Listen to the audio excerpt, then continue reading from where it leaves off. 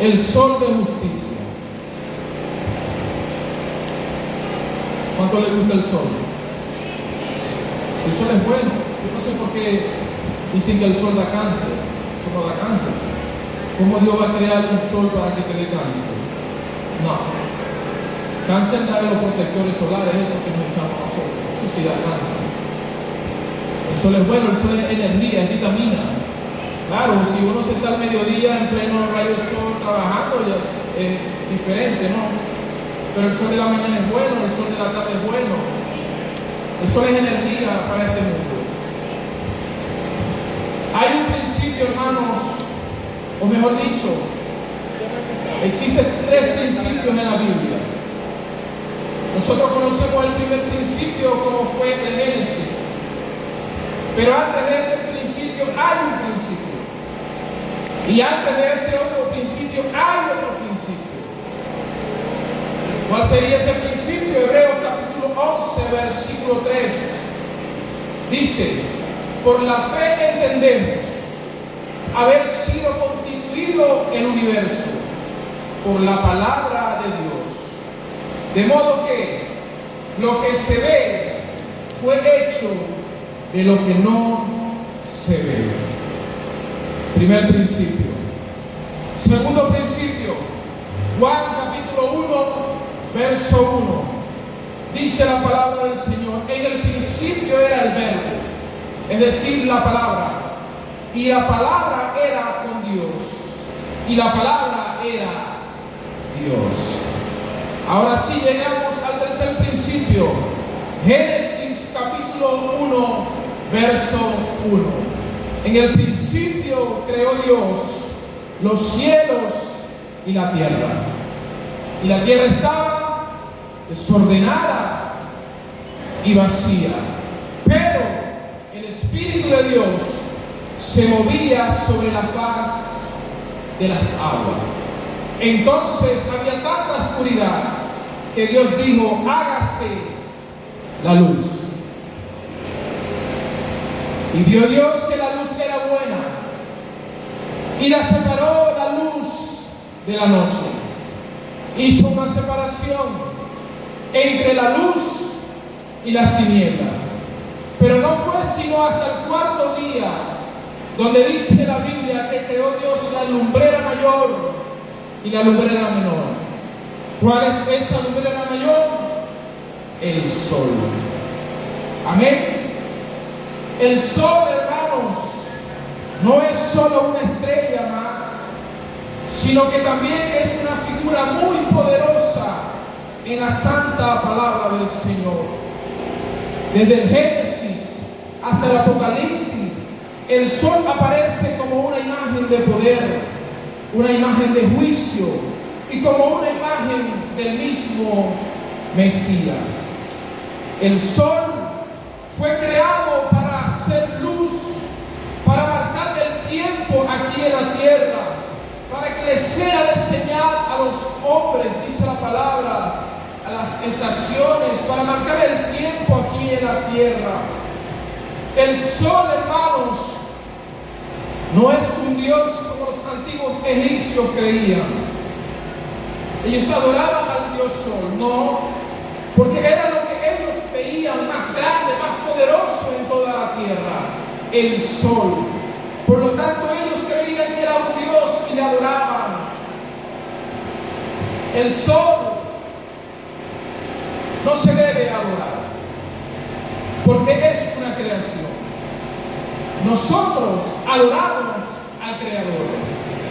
Por la palabra entendemos que el sol es creación de Dios y que detrás de ese sol hay algo más grande que Él.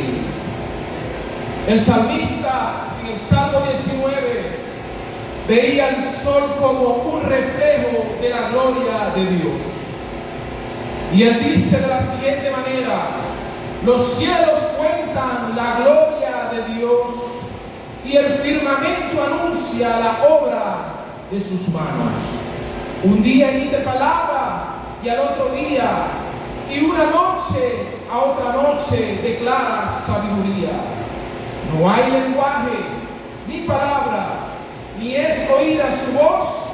Por toda la tierra salió su voz, y hasta el extremo del mundo sus palabras. Y en ellos puso tabernáculo para el sol, y como esposo que sale de su tálamo, se alegra cual gigante para correr el camino. De un extremo de los cielos es su salida, y su curso hasta el término de ellos, y nada hay que se esconda de él. Eso lo expresó el salmista en el Salmo 19, versículo 5. De un extremo sale el sol, llega hasta el otro extremo recorriendo todo su camino, y no hay nada que se esconda de él. Así como no hay nada que se esconda de la mirada de nuestro Salvador y Señor Jesucristo. El sol, hermanos, no solo calienta la tierra, sino que nos revela que detrás de esa gran lumbrera hay un Creador. Nada se escapa de ese sol tan abrasador. Los árboles, la naturaleza, todo está bajo el calor del sol. Usted y yo salimos allá afuera y lo primero que nos va a tocar va a ser los rayos del sol. Amén. El sol es sinónimo de esperanza. Después de una gran tormenta, después de una gran tempestad, lo que anhelamos es que salga el sol. Amén. Se dice que la noche más oscura es entre las 5 de la mañana, cuando está a punto de salir el sol. Es decir, que hay una esperanza reflejada en el sol. En medio del problema más oscuro que usted y yo podamos tener, va a salir el sol de justicia a nuestro encuentro. El sol, hermano, es conocido también como un símbolo de justicia.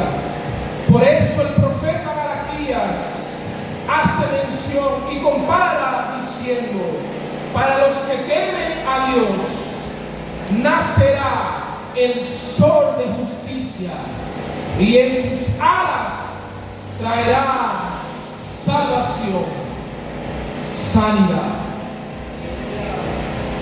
¿Usted le ha visto las alas al sol? ¿Cuáles serían las alas del sol? Malaquías expresa algo, hace una comparación, hace un símil, una comparación, y dice: nacerá el sol de justicia. Cuando usted va a la noche oscura, en la madrugada, y empieza a salir ese sol en el este, usted comienza a ver la luz y se le aclara todo su camino. Así nacerá el sol de justicia, o ha nacido ya en cada uno de los que estamos aquí. Segunda de Pedro, capítulo 1, verso 19 dice: tenemos también la palabra profética más segura, la cual hacéis bien en estar atentos, como a una antorcha encendida que alumbra el lugar oscuro, hasta que el día aclarezca y el lucero de la mañana salga en vuestros corazones. Apocalipsis 22, 16 dice: yo soy la raíz del linaje de David, la estrella resplandeciente de la mañana. El mismo Dios, nuestro mismo Señor, se compara, hace una comparación y dice: yo soy la estrella resplandeciente de la mañana. Ahora, para nosotros, ¿cuál es la estrella resplandeciente de la mañana. ¿Cuál es? El sol. ¿Cuántos han visto la luz de Cristo en sus vidas? Malaquías lo menciona. Él dice: a los que temen a Él, nacerá así como nace en la mañana el sol para alumbrar nuestro día. Nacerá en nuestras vidas el sol de justicia.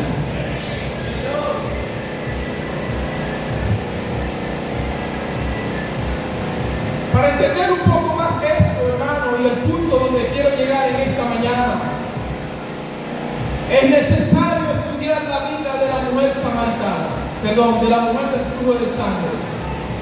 Por eso la leímos 3 veces, en 3 evangelios. Cada uno habló acerca de ella. Y tenemos que entender primero cuál era su condición médica. Ella llevaba 12 años padeciendo de una hemorragia continua. Marcos 5:26 añade diciendo: había sufrido mucho a mano de muchos médicos. A veces sufrimos más a manos de los médicos que a manos de nuestra enfermedad. Eso lo dijo Marcos. Había sufrido mucho a manos de muchos médicos. Había gastado todo lo que tenía sin mejorar, sino que iba de mal a peor. Algo así dice Marcos. Marcos dice yendo a peor. Estaba en una ruina física y una ruina financiera. Pero ¿cuál era la condición legal de esta mujer? Bajo la ley de Moisés, una mujer con una emisión de sangre, con un flujo de sangre constante, ella entraba en un estado de impureza. Es decir, ella era impura ante la sociedad. Todo lo que tocaba, si ella tocaba su cama, si ella tocaba su silla, si ella tocaba sus vestiduras, sus prendas, todo quedaba impura, porque bajo la ley de Moisés, esta mujer era impura. Y en la noche ella tenía que lavar todo lo que ella tocaba. Esta mujer pasaba también por un proceso de aislamiento ante la sociedad. Ella no podía asistir al templo. Ella no podía asistir a la sinagoga. No podía abrazar a sus familiares. No podía estar cerca de sus seres queridos.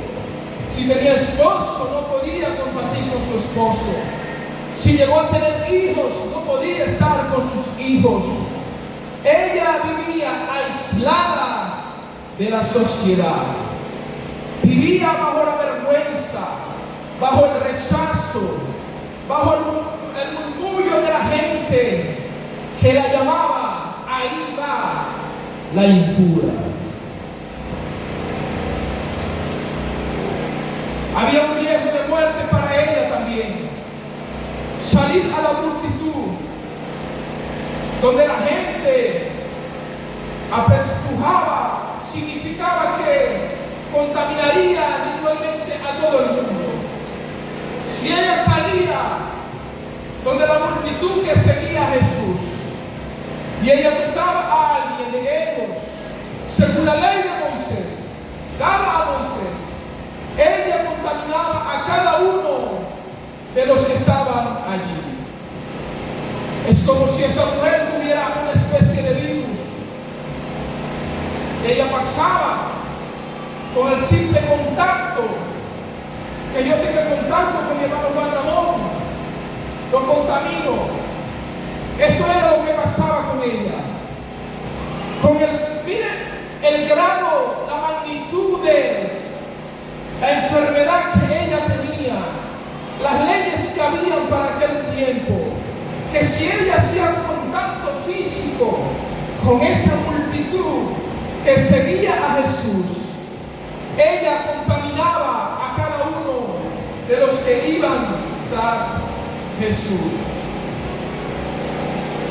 Lo peor era que si alguien la reconocía entre la multitud, ella cometía la infracción grande contra la ley de Moisés y podía acarrear consigo castigos severos, como una expulsión definitiva de la sociedad.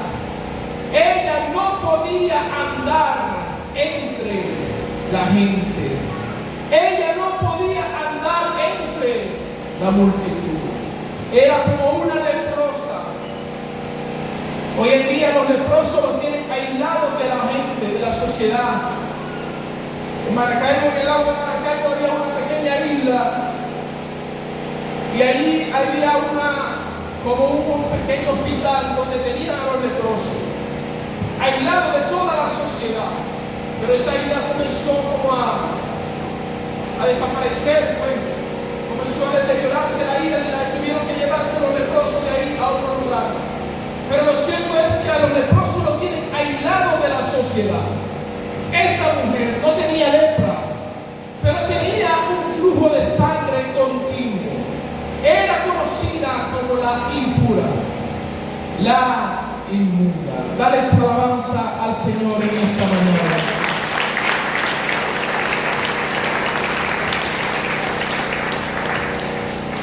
Ahora, ¿qué fue realmente lo que tocó esta mujer de Jesús?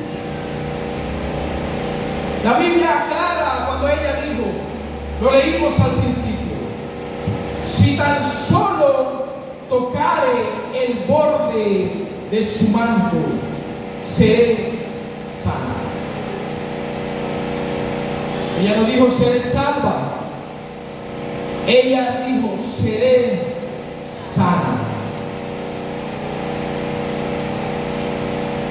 El borde del manto, hermano, no era una simple orilla, no era un simple borde, era algo que se conocía como, Jesús usaba algo que se conocía como el manto de la oración.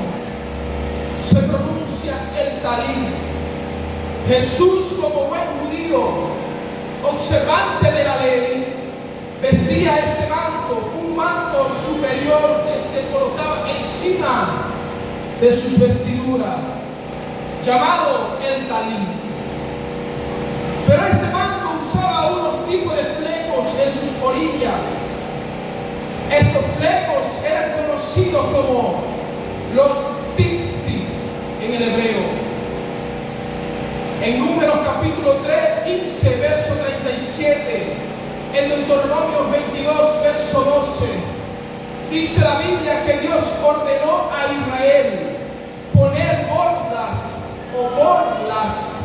o llamados flecos en las cuatro esquinas de sus vestiduras. Dice la palabra en esos capítulos, habla a los hijos de Israel y diles que se hagan franjas, que se hagan bordes de sus vestiduras por sus generaciones.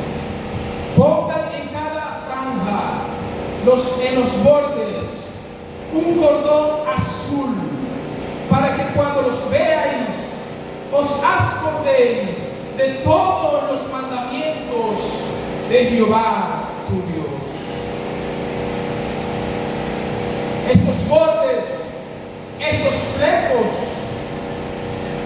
tienen un gran significado.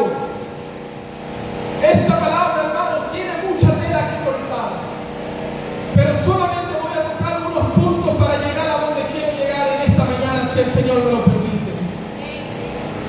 El nombre inefable de Dios, YHWH, los hilos de cada borda, hermano, de cada fleco, alrededor de estos, eran como una especie de bordes, un núcleo. Se aislaban, se confeccionaban y estaba distribuido en 4 secciones. La primera sección era de 7 vueltas, la segunda sección era de 8 vueltas, la tercera sección era de 11 vueltas y la cuarta sección era de 13 vueltas. Si nos vamos a la gemática bíblica, si sumamos las 3 primeras vueltas de las 3 primeras secciones, que eran 7, 8 más 11, obtenemos un número, el cual es el 26. El 26 en la palabra de Dios, en la gemática bíblica, es exactamente el valor numérico del nombre sagrado de nuestro Dios en el hebreo. Cada letra tiene un número en el hebreo.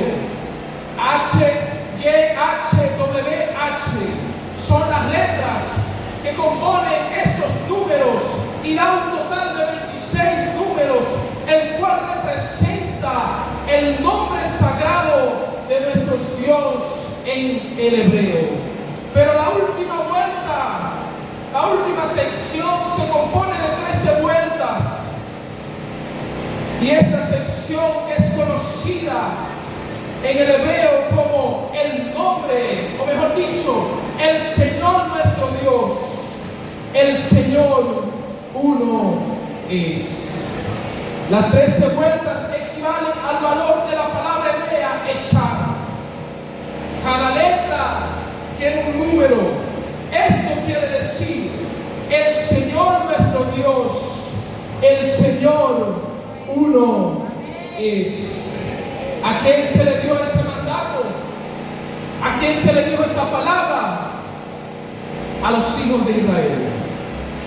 Oye, Israel, el Señor nuestro Dios, el Señor uno es. Cuando la mujer tocó el borde del manto, no tocó una tela común y corriente, tocó el recordatorio físico del nombre inefable de Dios, tocó la autoridad divina y la santidad perfecta encarnada en nuestro Dios y Salvador Jesucristo.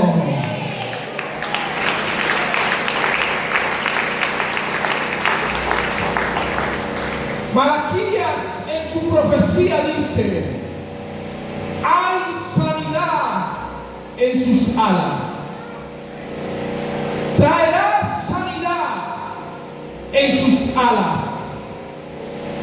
Pero para entender esto tenemos que ver cuál es la palabra utilizada en el hebreo para expresar la frase o la palabra alas al español. La palabra utilizada en el hebreo es el kanach.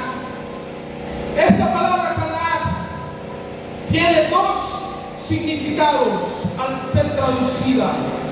Se conoce primero como borde de un manto. Escúcheme bien. Borde de un manto. Y el segundo significado es alas. No sé si me va comprendiendo en esta mañana. Voy a repetir esto. La palabra hebrea para esquinas, para bordes del manto, es la palabra kanach. Esta palabra tiene dos significados. Número uno, borde de un manto. Y número dos, alas. Se puede usar tanto para describir el borde de un manto como para describir las alas de un pájaro, de un ave. Amén.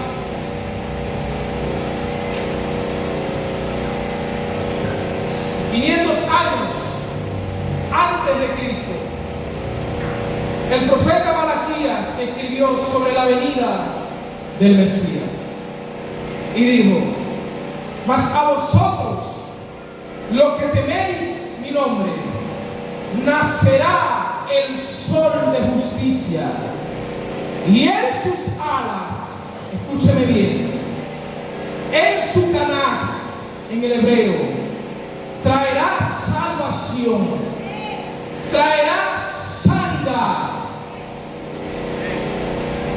En la tradición judía del siglo I existía el convencimiento de que cuando el Mesías prometido viniera, él en su canal, en sus alas, en sus esquinas, en su manto, traería un poder para sanar. ¿Por qué había esta tradición? ¿Por qué creían esta palabra? Porque conocía la profecía de Malaquías, capítulo 4, verso 2. El sol de justicia nacerá para los que le temen a él, y en sus alas, en su canal, traerá sanidad y traerá salvación. Ahora, la mujer del flujo de sangre, yo me imagino que ella había escuchado de esto. Yo me imagino que ella había conocido de esta palabra. Andaba entre ellos. Era del mismo pueblo. Ellos conocían lo que es el Antiguo Testamento, conocido como, para los judíos, como el Tanakh. Es el Antiguo Testamento para ellos. Ahora, si esta mujer había escuchado acerca de esta profecía, de que el Mesías, el sol de justicia, traería en sus alas sanidad, salvación, entonces ella dijo: si tan solo tocar el borde de su manto.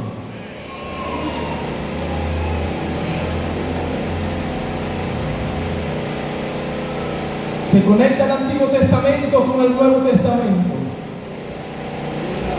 Si tan solo, dice los evangelios que ella dijo, pensó, dijo: si tan solo tocare el borde de su manto, el canaz de su manto. Ella no lo dijo en español. Ella no hablaba español. Ella no hablaba inglés. ¿Qué hablaba ella? Hebreo.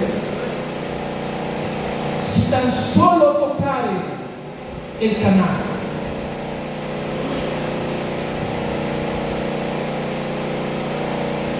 Esta mujer estuvo movida por la fe de lo que había escuchado antes,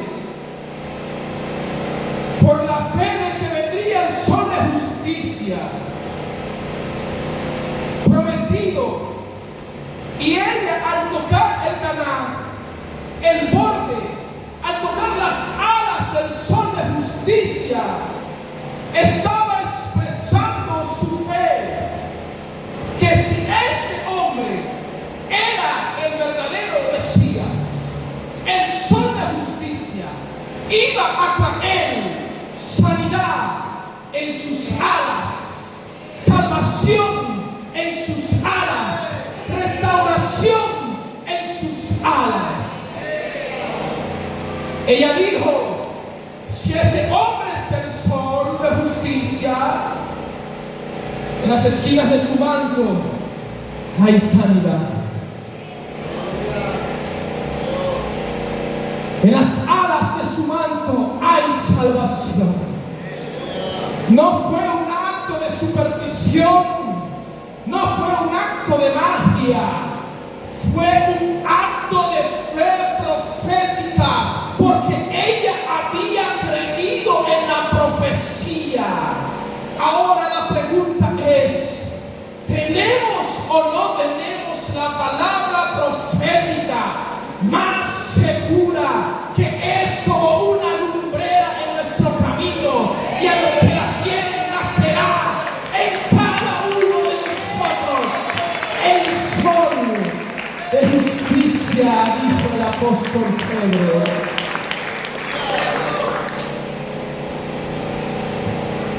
Ella llegó entre la multitud. Había mucha gente, mucha gente. La multitud apretaba. Pero hay una controversia. La multitud que aprieta versus el toque que te atraía al poder. Si no conoces la palabra, no sabes quién es tu sanador. Yo puedo tocar a alguien que tiene poder. Ajá, pero si yo no conozco que Él tiene el poder, que me profetizaron que Él tiene el poder, no tengo fe, porque la fe entra por el oír ¿qué? La palabra de Dios. No es lo mismo apretar, tocar, que tocar con conocimiento. Por eso es que la Biblia dice: pedid y no recibid porque pedís mal para vuestros deseos, deleites y placeres. No sabemos que es pidiendo algo grande que no podemos manejar con nuestro conocimiento, no podemos alejar de la presencia de Dios.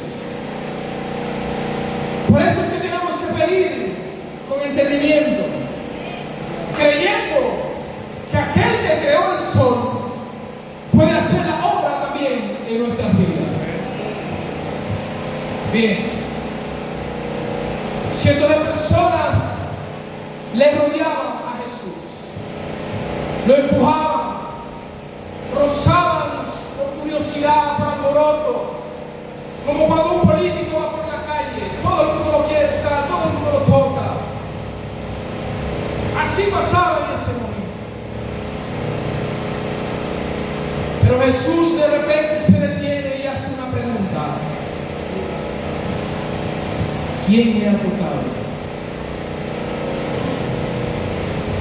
Señor, la multitud te aprieta y tú preguntas: ¿quién te ha tocado?